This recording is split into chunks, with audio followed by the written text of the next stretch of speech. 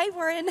My name is Christine. What advice would you like to share today that you believe everyone needs to hear? Oh, I would say that if I had one piece of advice, I would try to, in a very, very general way, I would try to figure out how you'd want to look back on your life and think about yourself and start today to go on the path that leads to that goal, and expect some difficulties along the way. But if you're thinking that way, you're more likely to get there. Well, and you're lucky you live in this country, because it's just to start with, because you've got opportunities here that wouldn't exist in much of the world.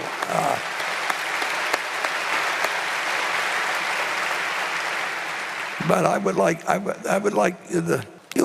you're entering the best world that's ever existed, and you want to find the people to share it with and the activities to participate in that fit you. And if you get lucky, like Charlie and I did, you find things that interest you young. But if you don't find them right away, you keep looking. And I always tell students to take the job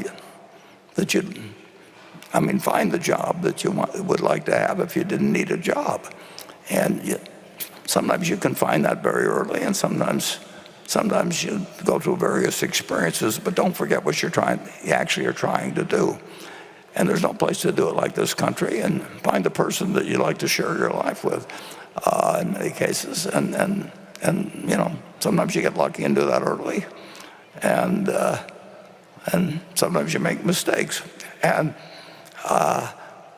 But I would really sort of use Charlie's advice of thinking how you like your obituary to read, and then start selecting the educational paths, the social paths, whatever may fit your particular situation in terms of associating. And perhaps, certainly in my day, it would have been marrying the person that would best help you do that. Well, Charlie would say you were offering some similar benefit to the partner, and the opportunity in this country is basically limitless.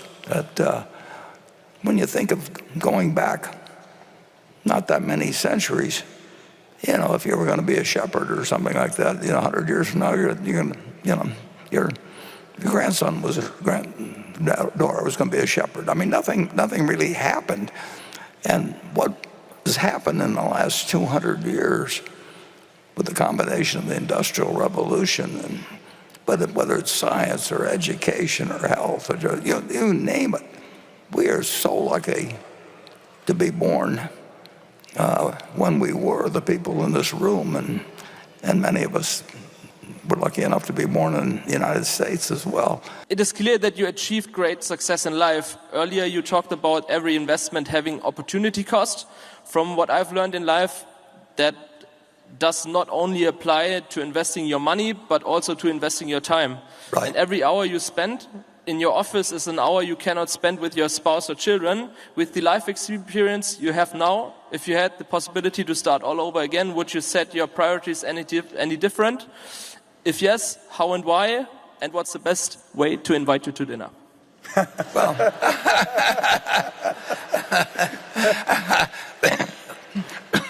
Well, that definitely won't be one of my priorities if I figure out how to. But don't take it personally, because when you can figure out at the maximum how long a period I've got, and I don't think. I can figure out all kinds of things that should have been done differently, but so what? I'm not perfect. I don't believe in lots of self-criticism or being unrealistic about either what you are or what you've accomplished or what you'd like to do. You do a lot of things, and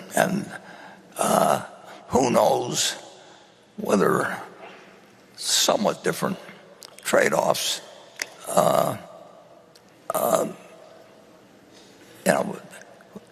you just can't, you don't know what the paths would have led. I don't think there's any room in beating up yourself over what's happened in the past. It's happened, and you get to live the rest of the life, and you don't know how long it's going to be, and you keep trying to do the things that are important to you. And if I was a doctor, or if I was in all kinds of different professions, I might do different things, but I really enjoy managing money for people who trust me. I don't have any reason to do it for financial reasons. I'm not running a hedge fund or getting an override on or anything, but I just like the feeling of being trusted. Charlie felt the same way.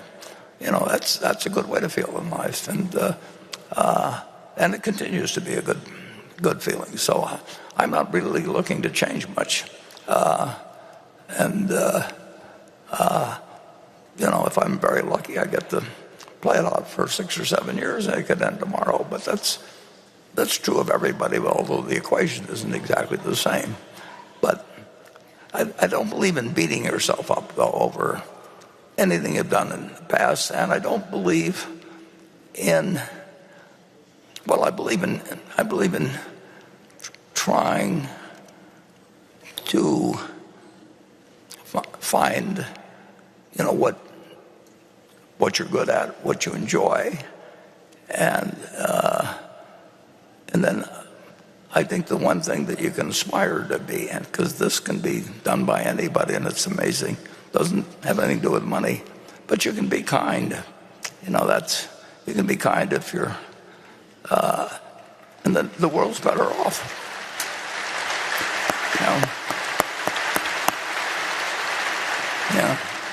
I'm not sure that the world will be better off if I'm richer, but there's no question that, and kind people, and in the end, aspire to be more, or I'm sure many of you are yourself, but just aspire to be more so. Who are your most trusted advisors today? Is it Ted and Todd?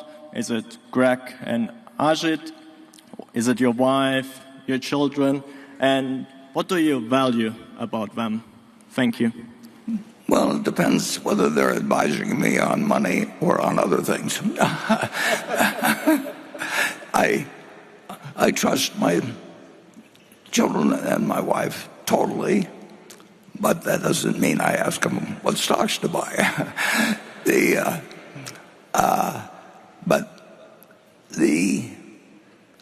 I was, in terms of managing money, there wasn't anybody better in the world to talk to for many, many decades than Charlie. And that doesn't mean I didn't talk to other people. But if I didn't think I could do it myself, I wouldn't have done it. So to some extent, I talk to myself on investments, and I think my children have gotten a whole lot wiser over the years, and so I listen to them on a lot of things. I'll listen to my daughter on who to vote for locally, because she knows a lot more about that than I do, and I'll listen to my wife on a lot of things, and I won't get into details. So it is important. If you don't live a life where you surround yourself and limit yourself to people you trust, it won't be much fun. I literally have been in the position ever since I was in my 20s of being able to have people I trusted around me, and I've made mistakes occasionally, but they filter out over time. You learn. And when I found Charlie, for example, in all kinds of matters, not just investment, I knew I'd have somebody that well, I'll put it this way. You can think about this. Charlie, in all the years we worked together, not only never once lied to me, ever, but he didn't even shape things so that he told half lies or quarter lies to sort of stack the deck in the direction he wanted to go. He absolutely he considered it total of utmost importance that he never lied. Now that occasionally got him in trouble at dinner parties or something. If he said to the woman, "I really prefer the way you used to do your hair, or the way that somebody over across the room does it." I mean, but in terms of having a partner, I simply cannot think of a conversation I ever had with Charlie that in the least he misled me or shaped it his way or anything of the sort. So when you get that in your life, you cherish those people and you sort of forget about the rest. Okay.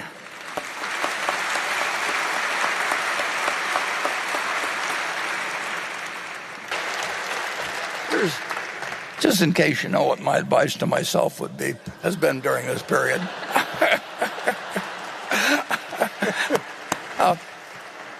So we only got 3 questions or whatever it is. But thank you very, very much for coming.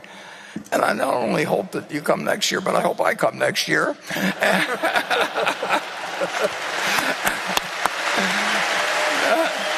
you.